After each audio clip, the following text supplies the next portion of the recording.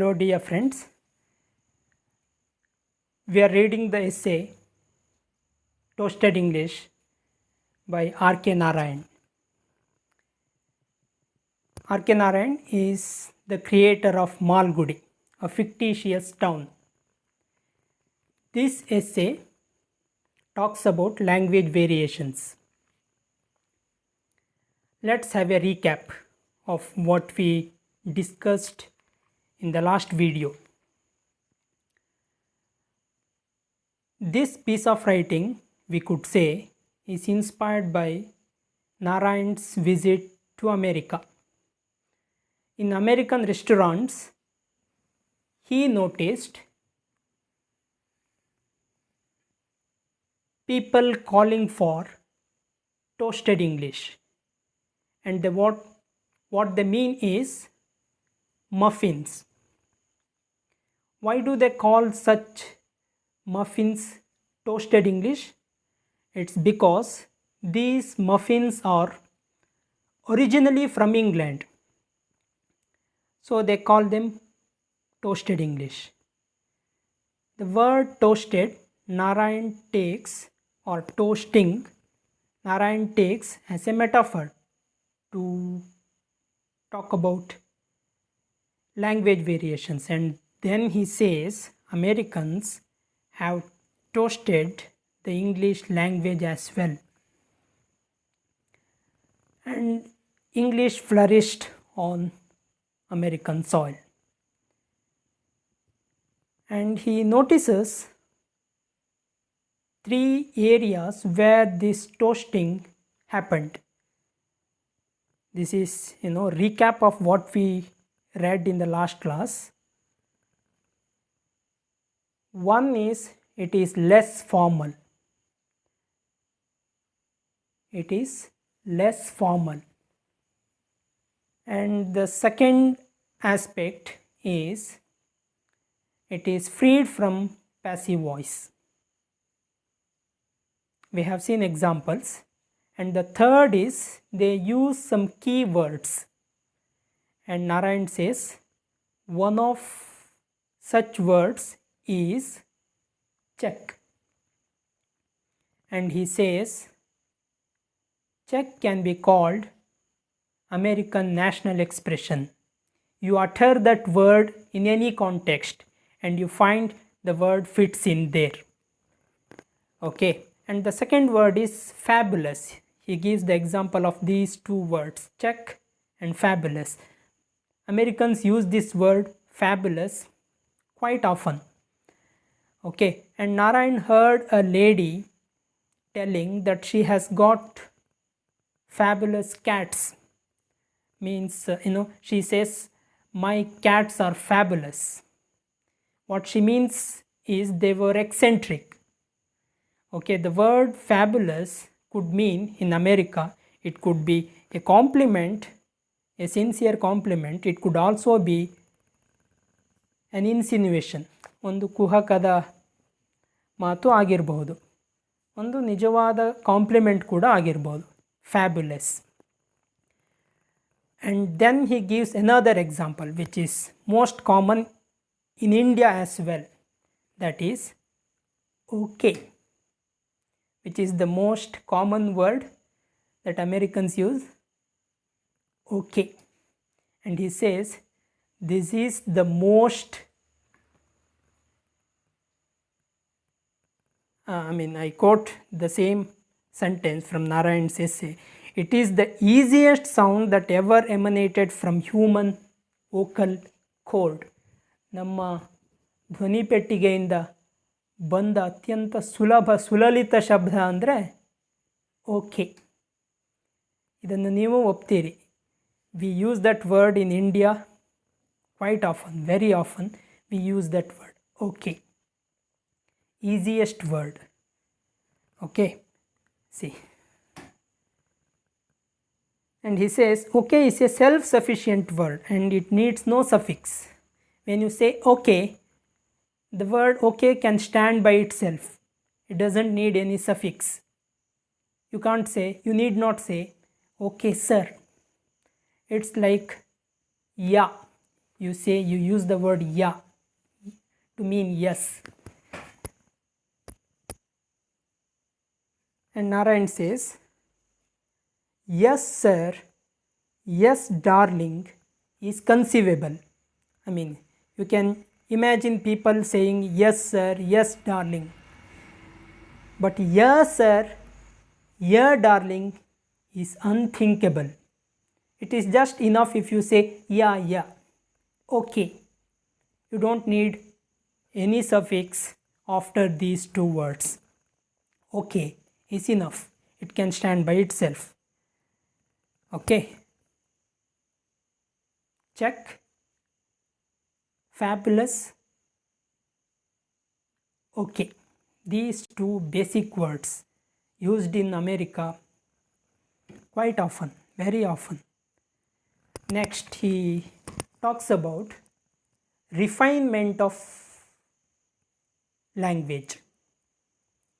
Some of the expressions are refined.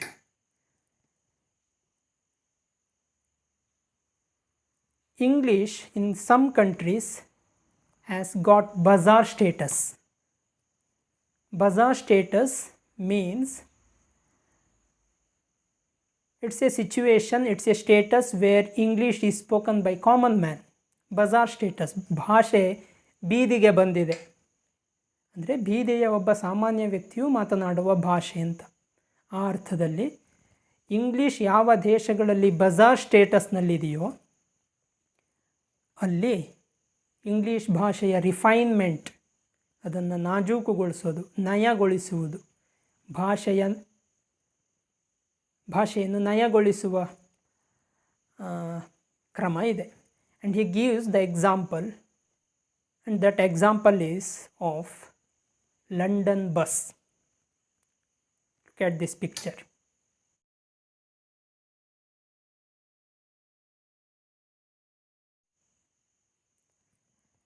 Narayan observed this. On a London bus, the conductor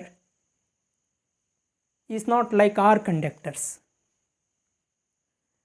What do our conductors do? You are on a bus and the conductor comes and asks, ticket. But there in London, Narayan says, on a London bus, conductor never approaches the passenger asking ticket. He approaches anyway and he says thank you. What does he do? What does he say? He just comes and tells the passenger thank you. And the passenger knows what he means and he gives his fare. Then the conductor again says thank you. You got the point. Look at this. This is what refinement of language is. Conductor doesn't say ticket. He simply comes and tells thank you. And after getting the fare, again he says thank you. So Narayan makes a humorous observation here. That is, you can easily count the number of passengers traveling on a bus. You can easily count the number of passengers. How do you do that? One passenger gets 2 thank yous. One before taking the fare and the other after taking the fare. You got the point. ಒಬ್ಬ ಪ್ಯಾಸೆಂಜರ್ಗೆ 2 thank you ಸಂದಾಯವಾಗ್ತದೆ. So ಒಂದು ಬಸ್ನಲ್ಲಿ ಎಷ್ಟು ಜನ ಇದ್ದಾರೆ ಅಂತ ನೀವು count ಮಾಡ್ಬೋದು. ಹೇಗೆ? You can divide total thank yous by 2. You divide it by 2. Suppose you hear 20 thank yous. Then it means 10 people are traveling on that bus. Yes? It's a humorous observation that Narayan makes. Refinement of language is this. Instead of coming near the passenger and then ticket, asking ticket, conductor simply says thank you. And after getting the fare, again says thank you. How beautiful it is.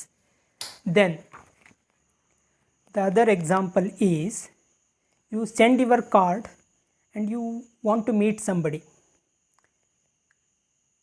He is a busy man and his secretary comes and tells you, would you like to wait? Then you have to say thank you and wait there. You can't say, no, I can't wait, I am busy, I have so many other engagements. Can you say that? No. You say thank you and you wait there. Okay. This is how you behave there. Refinement of language is this. Refined expressions. Okay. Last paragraph. Dear friends, you remember that I said this in the beginning. This essay is half serious and half humorous. It gets serious in tone in the last paragraph. Here Narayan wonders. He speculates. And he says, time has come for us to consider seriously the question of a Bharat brand of English. Bharat brand of English. Americans have toasted English and it flourished on American soil. America and India, both these countries share a common experience. Both of us were ruled by England. English is a colonial language for both of us. ಅವರು ತಮ್ಮ ಅಭಿರುಚಿಗೆ ತಕ್ಕ ಹಾಗೆ ಬದಲಾಯಿಸಿಕೊಂಡಿದ್ದಾರೆ. ರುಚಿಗೆ ತಕ್ಕ ಹಾಗೆ ಮಫಿನ್ನನ್ನು ಬದಲಾಯಿಸಿಕೊಂಡ ಹಾಗೆ ಅಭಿರುಚಿಗೆ ತಕ್ಕಂತೆ ಭಾಷೆಯನ್ನು ಒಲಿಸಿಕೊಂಡಿದ್ದಾರೆ. ನಾರಾಯಣ್ ಸ್ಪೆಕ್ಯುಲೇಟ್ಸ್ ಈ ಒಂದು ಯೋಚನೆ ಮಾಡ್ತಾರೆ. ಭಾರತ್ ಬ್ರ್ಯಾಂಡ್ ಆಫ್ ಇಂಗ್ಲಿಷ್ ಇದು ಸಾಧ್ಯವಾ ಎಂಬ ಪ್ರಶ್ನೆಯನ್ನು ಕೇಳ್ತಾರೆ. Now English is, I can say that English has got bazaar status in India. Every third person you come across speaks English. ನೀವು ಡಿಕ್ಕಿ ಹೊಡೆಯುವ ಮೂರನೇ ವ್ಯಕ್ತಿ ಇಂಗ್ಲೀಷ್ ಬಲ್ಲವನಾಗಿರ್ತಾನೆ. ಅಷ್ಟೊಂದು ಕಾಮನ್ ಆಗಿದೆ ಇಂಗ್ಲೀಷ್ ಲ್ಯಾಂಗ್ವೇಜ್ ಈಗ. Earlier it was not so. It was confined to some limited areas. English was confined to some areas in the beginning.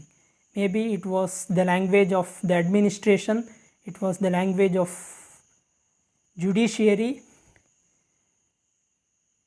higher education institutes, but now English almost has got bazaar status in India.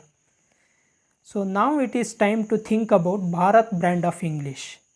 ನಾವು ನಮ್ಮದೇ ಆದ English ರೂಪವನ್ನು ಹೊಂದಲು ಸಾಧ್ಯವೇ ಅಂತ ನಾರಾಯಣ್ ಕೊನೆಯ ಪ್ಯಾರಾಗ್ರಾಫ್ನಲ್ಲಿ ಕೇಳ್ತಾರೆ. ಇದು ತುಂಬ ಮುಖ್ಯವಾದ ಪ್ಯಾರಾಗ್ರಾಫ್. ಇದನ್ನು ಹೇಳಬೇಕಾದ್ರೆ ಅವ್ರು ಹೇಳೋದು, English must adopt the complexion of our life and assimilate its idiom. Bharat brand of English, Narayan says, should respect the rule of law and it should maintain the dignity of grammar. Bharat brand of English does not mean showing disrespect to the rules of English grammar. You can't say that it's our English, it's Indian English, we can speak like this, it's not a mistake. No, that is not the way. Bharat brand of English should assimilate Indian idioms. It should have an Indian stamp put on it. Okay, he says this, Bharat English will respect the rule of law and maintain the dignity of grammar, but still have a Swadeshi stamp about it unmistakably. Bharat brand of English should have a Swadeshi stamp put on it and it should respect the rule of grammar. Okay. And Narayan ends this essay. He lets open a discussion, a debate. And he says, time alone can answer this question. And he says, it can be achieved. How it can be achieved is a question for practical men to tackle. ಹೇಗೆ Bharat brand of ಇಂಗ್ಲೀಷನ್ನು ನಾವು ರೂಪಿಸಬಹುದು ಅನ್ನೋದನ್ನು ಭಾಷಾ ಕೋವಿದರಿಗೆ ಬಿಟ್ಟ ವಿಷಯ. ಅವರು ಅದನ್ನು ನಿಭಾಯಿಸಲಿ ಅಂತ ಒಂದು ಡಿಸ್ಕಷನನ್ನು ತೆರೆದಿಟ್ಟಿದ್ದಾರೆ. ಒಂದು ಓಪನ್ ಎಂಡೆಡ್ ಕನ್ಕ್ಲೂಷನ್ ಇದು ತೆರೆದಿಟ್ಟಿದ್ದಾರೆ. Let's have a discussion about it when we meet next. Dear friends, it's easy to learn English. It's easy to learn any language provided you develop sensitivity towards that language and you love that language. ಒಂದು ಭಾಷೆಯ ಬಗ್ಗೆ ಸೂಕ್ಷ್ಮತೆ ಮತ್ತು ಪ್ರೀತಿಯನ್ನು ಬೆಳೆಸಿಕೊಂಡಾಗ ಆ ಭಾಷೆಯನ್ನು ಕಲಿಯಲಿಕ್ಕೆ ಸಾಧ್ಯ.